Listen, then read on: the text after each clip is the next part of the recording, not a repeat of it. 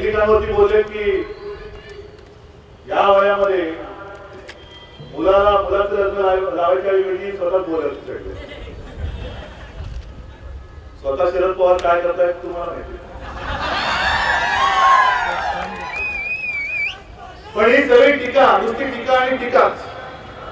मध्ये आलेला आहे, पवित्र नगरी आहे, महालक्ष्मीचं दर्शन घेतलं सगळं. मूर्ती तर सुंदर आहेच, प्रश्नच नाही, एक तेज आहे. पण मंदिर सुद्धा मी बघत होतो, अशी शिल्पकला आहे. काय करतो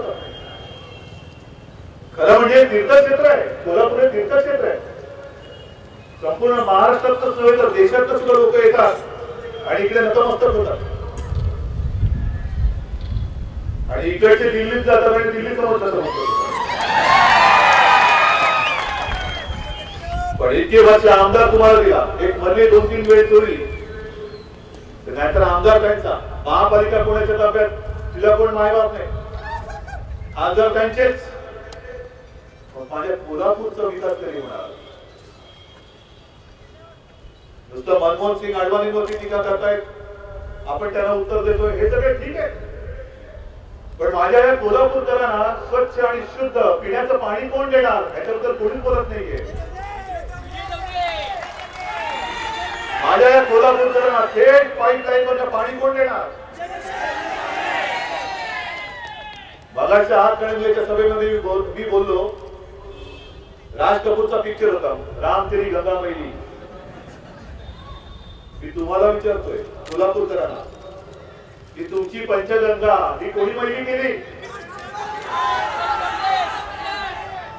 जे साखर सम्राट झाले त्यांनी कारखाने उभारले, सगळा त्यांचा जो काय सगळं त्यांचा घाणेरडा कारभारच म्हणायला पाहिजे.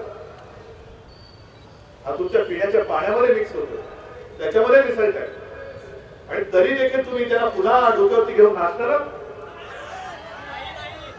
कधीतरी विचार करा.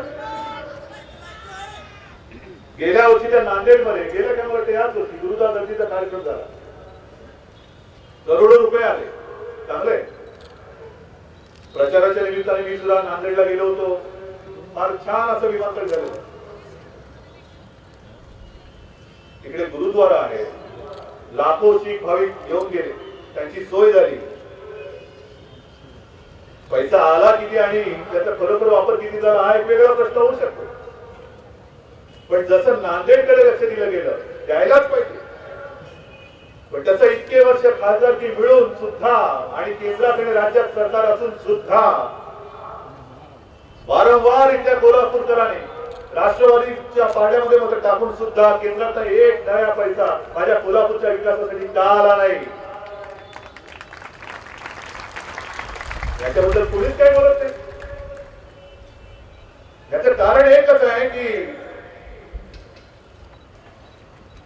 ज्याला जे भोगावं लागतं त्याचं जळतं त्यालाच कळतं, ही जी म्हण आहे.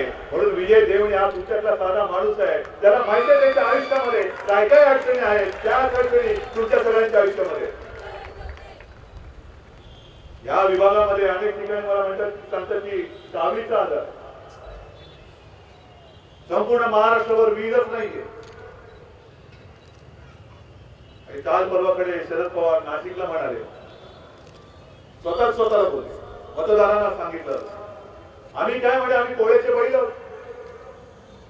ते मी नाही बोललेलो, तर पुन्हा माझ्यावरती पुन्हा एखादी केली. पण पवार साहेब स्वतःच म्हणाले की आम्ही कोळ्याचे बैल आहोत. कोळ्याच्या बैलाला नाही का म्हणजे तुम्ही वर्षात एकदा पुजता, खाऊ पिऊ घालता, गोडधोड देता, पुरणपोळी देता. आम्ही तर 5 वर्षांनी येतो, आम्हाला गोडधोड नको.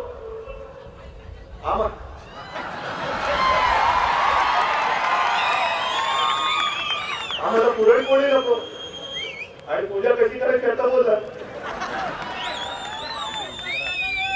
आणि विदर्भामध्ये मी फिरत होतो, बांधवांना खरोखर तुम्हाला सांगतो एवढं काही करू शकत नाही. नुसतं पाहण्याखेरीज आपण काहीही करू शकत नाही. बैलाचे तांडेच्या तांडे बाजारात चालले, काही त्यातले कसायाकडे जाणार. म्हणजे जो शेतकरी बिचारा दुसरा कोणी आधार नाही, सहारा नाही, सरकार म्हणून काही विचारपूस करायला येतोय तर त्यातलाही भाग नाहीये. आणि जो त्याच्या आयुष्याचा आधार तो बैल सुद्धा आता तो कसायकडे विकास करतो. म्हणून मी कालच्या सभेत तिथल्या शेतकऱ्यांना विचारलं की स्वतः शरद पवार स्वतःला पोळ्याचा बैल म्हणतात, पण काय करत आता? सगळे बाजारात घेऊन जायचं. पण कदाचित नव्हे निश्चितच मला तसं नाही बोलायचं. बैलाला जी किंमत येईल ते राष्ट्रवादी आणि काँग्रेसच्या मंत्र्यांना येणार नाही. आणि सत्य आहे, माझ्या शेतकऱ्याला जेवढा बैल उपयोगी येतो तेवढा मंत्री उपयोगी येत नाही. आणि हे सगळे जीवन मरणाचे प्रश्न हे समोर असताना नुसतं खातूर मातूर आरोप प्रत्यारोप याच्यामध्ये आम्हाला रस नाही. तमाशा घेऊन आलेलो नाहीये, तमाशा भरती नाहीये. सवाल जवाब चालले आणि समोर जमलेले केला पागोटा उडवून शिट्या मारतायत, टाळ्या मारतायत. ही निवडणूक आहे. आजपर्यंत राष्ट्रवादी जी वचनं म्हणते, वचन हा शब्द त्यांच्याकडे नाही. गेल्या निवडणुकीमध्ये मध्ये सुद्धा विलासराव काय, शरद पवार काय, सगळे एका मालेचे म्हणे. वीज फुकट देऊ बोलले होते, दिली फुकट. फक्त निवडणुकीच्या तोंडावरती शेतकऱ्यांची फसवणूक करण्यासाठी म्हणून शून्य रकमेची बिलं तुमच्याकडे पाठवली. तुम्ही फसला, दिलीच मत. आणि 2 ते 3 महिन्यानंतर कपाळावरती हात मारत बसले ते अजून तसेच आहात. आणि या विजेचं संकट एवढं भयानक आहे. काय काय गोष्टी विसरू म्हटलं तरी दिसत आहे. गेल्या 5 वर्षामध्ये या राज्यामध्ये जो हाहाकार माजलेला आहे, अनेक कच्ची बच्ची मुलं सुद्धा आत्महत्या करत आहेत. नुसते शेतकरी आत्महत्या करतात अशातला भाग नाही तर त्यांचे कुटुंबीय सुद्धा आत्महत्या करतात. ते सगळं विचारा ना त्यांना, विचारा. हेच प्रश्न त्यांना विचारा. उद्या येतील कदाचित सभा घ्यायला आणि एकटे येऊन सभा घेण्याची कदाचित ताकद नसेल तर सिनेमातल्या नट नट्याला घेऊन येतील. विदर्भामध्ये मी पाहिलेलं आहे, महिमा चौधरीला घेऊन आले, सुनील शेट्टीला घेऊन आले, सगळ्यांना घेऊन फिरत आहेत. आणि अगदीच काही नाही तर तो हास्य सम्राट राजू श्रीवास्तव त्याला घेऊन आले.